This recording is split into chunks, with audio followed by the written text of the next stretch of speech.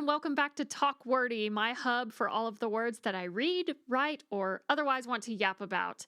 Today, I am going to give you the inside scoop of how I got my literary agent. I know I've had a lot of people ask, and I've given them like a basic outline of I queried for this long and I met her this month and the rest is history. But I've recently been seeing a lot of writers being more open to telling like all the details and, giving the timestamps and everything. So I thought I would, be transparent and do that myself. Now, look, I will say this episode is the epitome of this could have been an email because a lot of ways that people are talking about this sort of thing is they're going on Substack and writing, or it's part of their newsletter posts or whatever, which I will make a Substack post, but I'm a yapper to my core. So I'm going to talk it out first. Also because I want to verbally acknowledge like how blessed I am that this actually happened for me. This is a years long dream, which I'll unpack more. But the fact that it came true this year for me, I just want to also like remind myself as much as y'all that like it is possible. I used to think it was this impossible, unattainable thing. And when it happened to me, I was like, oh, this could happen to anybody because it somehow happened to me. So let's get into it. All right. So a little bit about me in terms of like how much querying meant to me, or at least pursuing traditional publishing, how much that meant to me was nearly every birthday candle wish, nearly all of my 11/11 wishes, every superstitious, like, oh, this is a good omen. Let's, manifest, make a wish. And absolutely like every first New Year's resolution that I would pin for myself for the next year, was about finding an agent. And I think that continued for like, I would say anywhere between like 5 and 8 years. It was all I thought about from like age 18 to 24. So that's a big jump. So what changed? I'm going to kind of gloss over this first part because the time I spent in the query trenches this time around was successful, but there were 2 other times that I went in and I did not survive. The other 2 times that I went in were for fantasy, romance, dystopian books. I still love the genre, and obviously like one of my favorite projects that I've ever worked on and ever written that I haven't published yet and I do want to publish someday. I love the genres, so like I do want to get back to it, but at the time I just don't think my voice was perfectly ironed out for the genre. So it just wasn't my time. So in 2023, 2024, when I first got the idea for this contemporary rom-com, and I wrote it faster than I had written any other book at that time, I knew that it was worth throwing into the trenches and seeing what could happen. And, for reference, by this point, I had already indie published 2 books. I did end up publishing fantasy, romance, romantasy, not dystopian. I self-published those 2 books. You can read them now. It's The Fall of Jericho and The Rise of Dagon. I always hate self-plugging myself, but those books exist. I love them. And I'm also very cognizant of the fact that those books were, for me, meant to be indie published, at least at first. Now, if my agent wants to do something cool with it in the traditional sphere, knock yourself out if you're watching this. But at the time when I first was putting pen to paper, it made more sense that universe was something that I built alone. I learned the indie self-publishing world and figured everything out myself. I think it really built my character as an author, and I don't regret it for a second. So again, all that to say, by the time that I went back into the query trenches for a 3rd time with this new book and brand new genre for me, I had already had 2 books under my belt. So I knew that if this book didn't last in the query trenches, as heartbroken as I would be okay because I would just go and indie publish it. So I wrote draft 1 between May of 2024 until early July. I wrote it in 2 months, maybe a month and a half. I was just straight gas, pedal to the metal to the finish line of this first draft, which I cannot say about the book I'm writing currently, but that's another conversation for another day. I did self-edits in maybe 8 days, maybe a week. I was just gripped onto this book. I could not take a break from it. I loved it more than life itself. It got me out of a very hard time. And then after that, for the rest of the month of July, I found 10 wonderful beta readers. I love all of you if you are listening to this. They helped me go over it. They read the whole thing and they left really detailed notes, okay? I told them, I was like, listen, I can take criticism, be blunt, do not apologize. And if you see anything, like the tiniest infraction that pulls you out of the story, write it down, let me know. Any advice they gave me, I was like, yes, approve, accept, change, amazing. They were wonderful. And then I gave it one last straight read through. Like I downloaded it as a PDF so I couldn't edit on top of it. And I said, you know what? This looks fabulous. Let's query. Let's do it. So my first query went out on July 31st of 2024. Fun fact, that first query did not get a response until after I had signed with my agent, and it was a form response or a form rejection. So, querying's weird. So, first query goes out last day of July. Great. I don't receive my first request, partial, full, anything. It was a partial. My first request was a partial. And that didn't come until November 14th. Okay?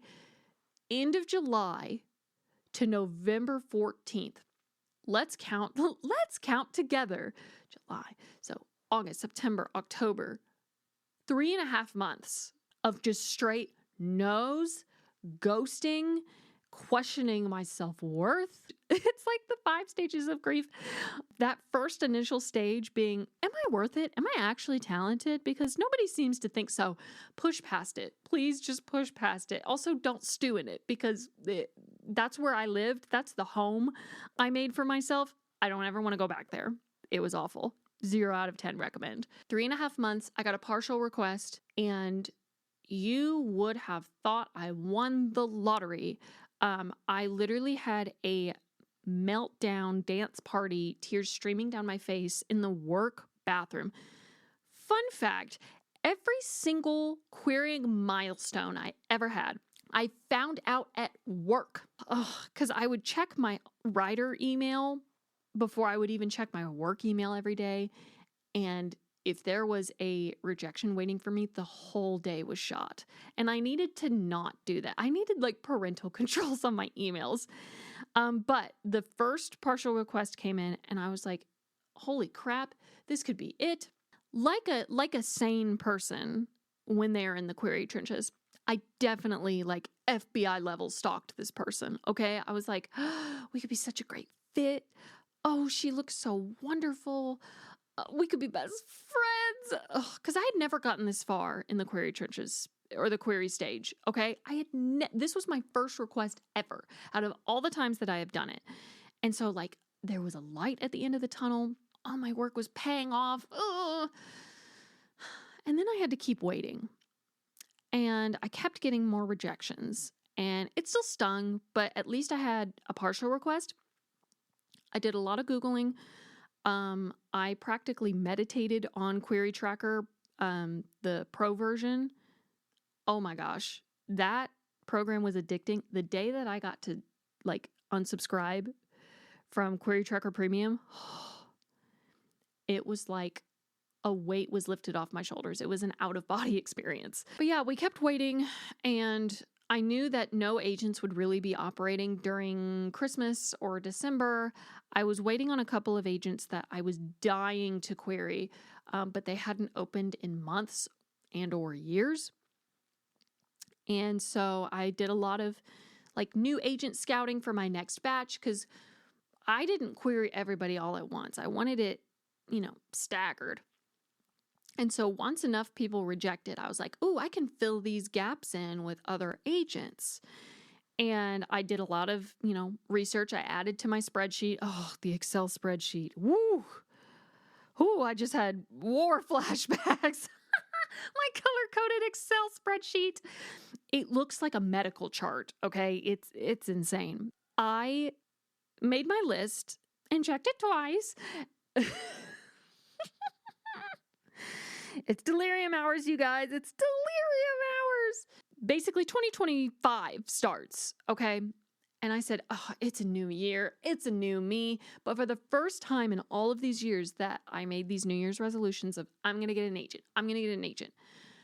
I finally decided, I'm just going to see what happens. I'm not going to make it a goal because every time I make it a goal, I jinx myself. So that's not a goal.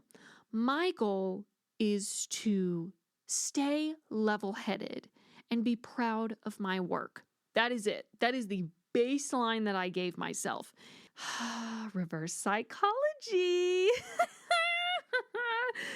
Okay, so mind you, if you are an author, if you've been in the query trenches, you know that like most agents are still on holiday and they open their query inboxes again like on the 6th or the 7th or around the first or second full week of January. I was ready to pitch these agents like I had my finger on the nuclear war button. I was sat. I was not focusing on anything else. I had my list. I was ready to roll. I pitch so many people. And around that time, I discovered Blue Sky. Blue Sky, at the time, it was like, oh, Twitter sucks, or X. I'm not calling it X. You can get over it. Twitter sucks, and so everybody's migrating to Blue Sky, and Blue Sky felt very friendly at the time. So I was like, okay, bet. A lot of the literary agent, publisher, editor crowd was moving over there. But I actually found my now agent on Blue Sky and Twitter because I saw her profile on Blue Sky under a hashtag, and then if you're wondering, it was the hashtag MSWL, manuscript wish list. MSWL saves lives. If you need querying advice, that's my big one. Stalk the heck out of MSWL. I found her on Blue Sky, and then I went and jumped over to see if she had anything on Twitter.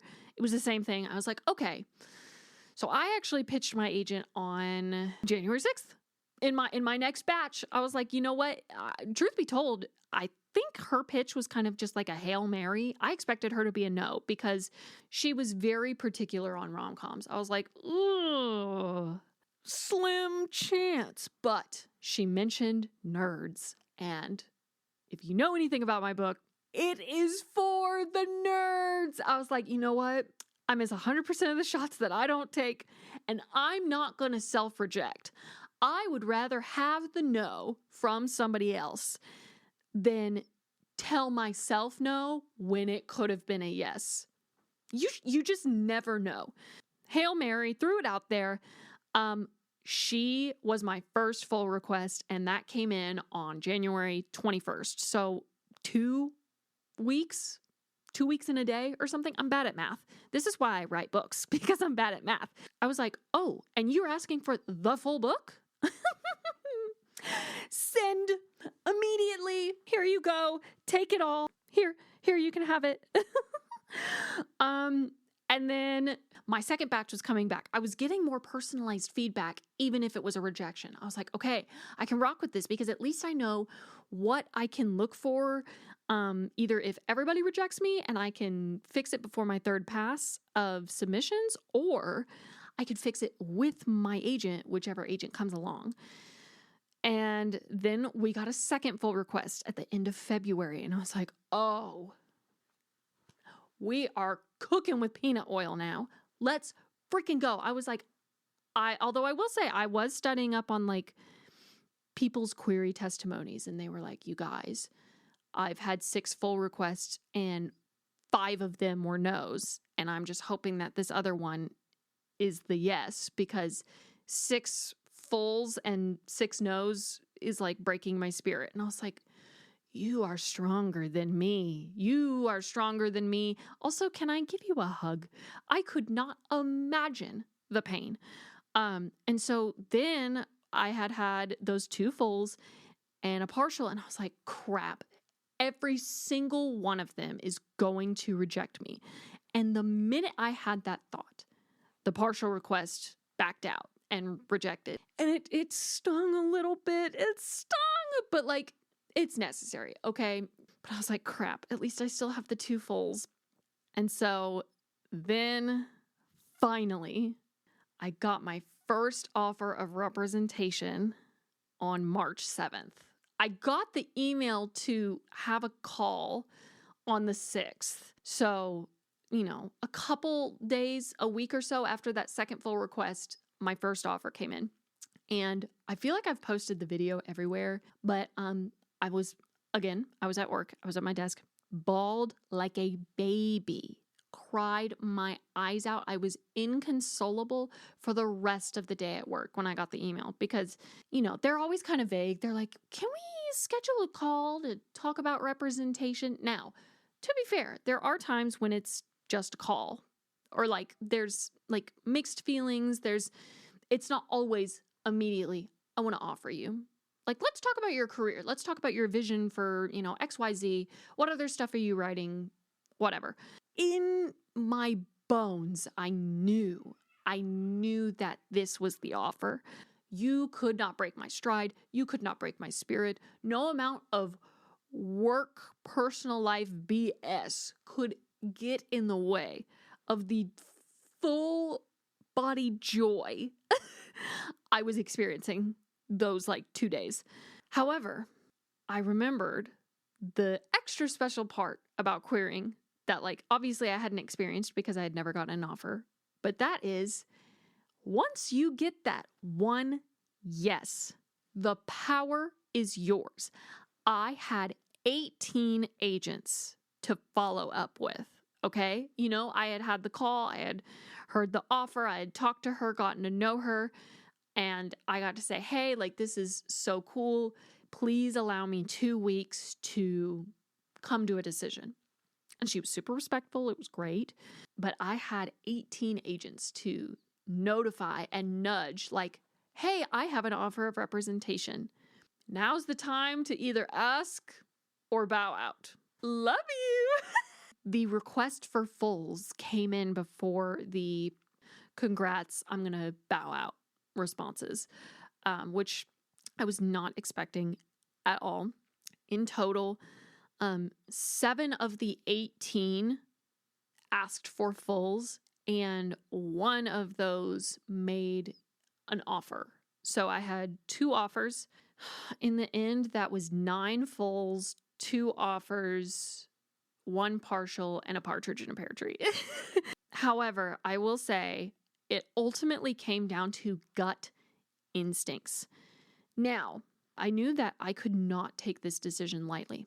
And so, if you are not a actively believing, practicing Christian, this part is probably not going to resonate with you very much. And that's okay. I hope you still stick around for it. But when I tell you I was talking to the Lord morning, noon, and night those 2 weeks of decision making and hearing back from people, I was hoarse, just groveling, talking to him in the car, in bed, in the shower. I don't care.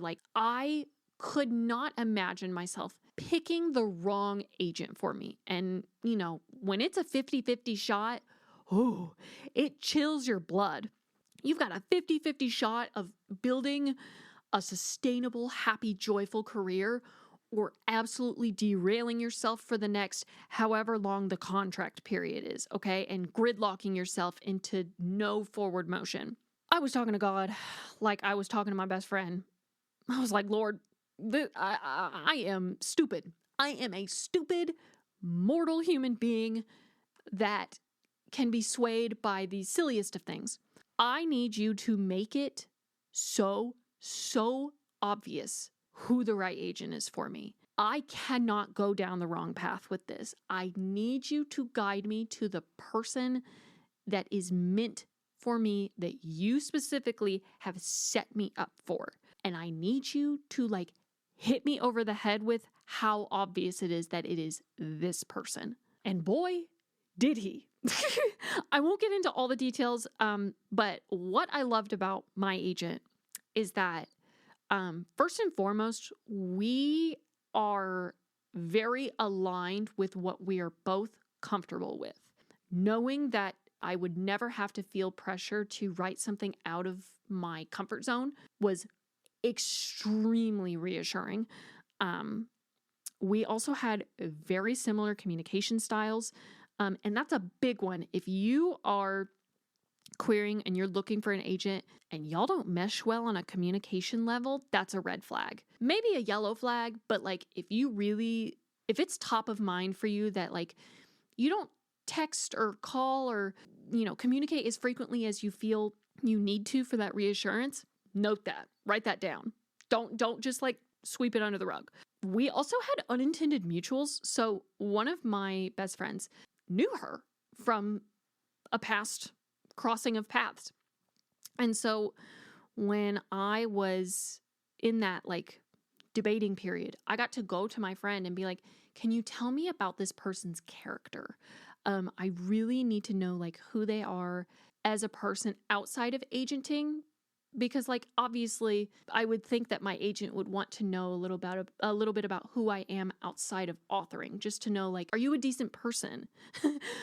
Do you have friends? How's your family? You don't have to tell me the ins and outs, but do you maintain good relationships? That was super important to me and super special that I was able to have that with her. But most of all, I have to say that the thing that really made me pick my agent over the other, I just knew that if there was one person hungrier for success and furthering a career than me, it was her. We both wanted, I tell my husband this all the time, there are moments in my writing career when I'm working so hard and seeing no profit that I am just I don't understand, because there's nobody on this planet that wants it more than I do. There's nobody that is working harder than I am, which obviously everybody works hard, but just it's that internal mindset of there's no way that somebody wants this more than I do. My agent does. We've had conversations and it's just yes, somebody is as ready to work the way I am. And that's so reassuring. All that to say, I went with my agent. I love her. She is wonderful. I signed my contract with her at the end of March. I think it was the 29th or something. And the rest was history. I made my now represented post that every querying writer craves to make. And it was Christmas morning for me. There's really no feeling quite like it. The day that I get a book deal, it's probably going to trump that feeling. But as of right now, thinking about the high that I was on for the months of March and April, it was amazing. God is so good. I'm so thankful. In conclusion, the right agent really is worth the wait. You want a teammate, you want a fighter, but also somebody that instills confidence in you, because querying, like I said, it just really, if you're not prepared for it and you don't have a really good inner circle to build you up, along with either another manuscript or a hobby to distract you from the waiting and the incessant email refreshing, it's gonna eat away at you. So, word of advice to close out the episode: do not ignore your gut instinct when it comes to an agent. I promise you, okay, you would rather wait for the right agent to come along, even if it took years. You would so much rather wait for the right agent than rush into things with the wrong agent, because they will derail your entire timeline and they will leave you with some trauma. You have to be very, very careful, because there are schmagents, I think is what they call them, shady agents. You have to be on your guard. But if you have a gut feeling about an agent, good or bad, you need to listen to it. Your body on some level, probably a spiritual level, knows exactly what to do and who to pick. All right, guys, that's all I got for you. That was super long-winded, but this journey was wild and it's still going. Not the querying part, but obviously like with submission and writing other books, like my journey to publishing is probably never going to be over. It's never over. Just like the quintessential yearning anthem. Yeah, you guys, that is how I got my agent story. That is my query travels, my time in the trenches. I don't ever want to go back if I can help it. It was miserable. I don't miss it for a second. To all of you guys who are out there in the query trenches right now, it does get better. I'm here for you. Stay strong. And for all of my writers that are, out of the trenches, thank God you made it. Way to go. Thank you so much for listening, and I will see you guys in the next one.